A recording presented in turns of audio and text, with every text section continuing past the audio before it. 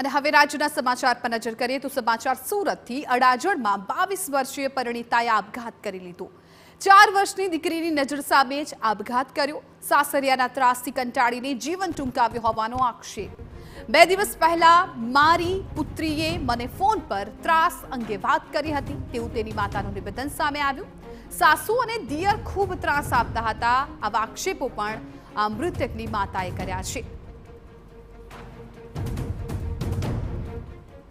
સુરતના અડાજણ વિસ્તારની અંદર એક ઘટના સામે આવી છે કે એક 22 વર્ષીય જે પરિણીત મહિલા દ્વારા જે સુસાઇડ કરી લીધો છે અને પરિવાર દ્વારા જે આક્ષેપ કરવામાં આવી રહ્યો છે કે સાસરે પક્ષથી સતત જે ત્રાસ આપતો હોવાના કારણે આ પગલું ભર્યું છે। તો જે યુવતી છે તેને માતા પિતા છે જે પિયર પક્ષના તેમની સાથે વાત કરીશું। શું તેમનો આરોપ છે? બેન, શું આખી ઘટના બની, શું આરોપ છે તમારો? 2 વર્ષથી એને બહુ ટોર્ચર કરતા હતા। કંઈ કામ બારામાં આવે એમ ખાતા હતા એના પર। કઈ વહેલી ઉઠતી નથી, સવારે કામ નથી કરતી।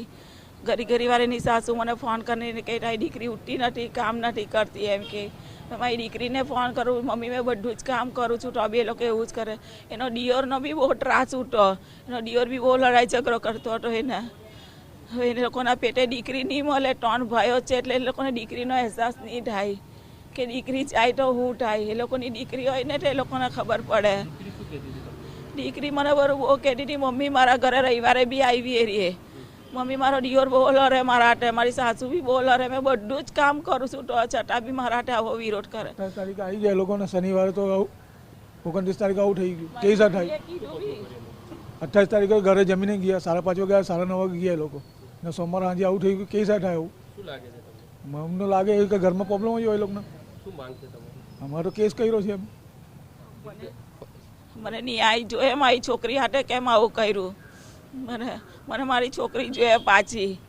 મને જોઈ શકાય છે કે પરિવારના લોકો છે જે ચિંતાતુર છે। પરિવાર દ્વારા જે આક્ષેપ છે તે કરવામાં આવી રહ્યો છે। જે રીતે જે પક્ષના જે લોકો છે તે પણ અહીંયા જોવા મળી રહ્યા છે।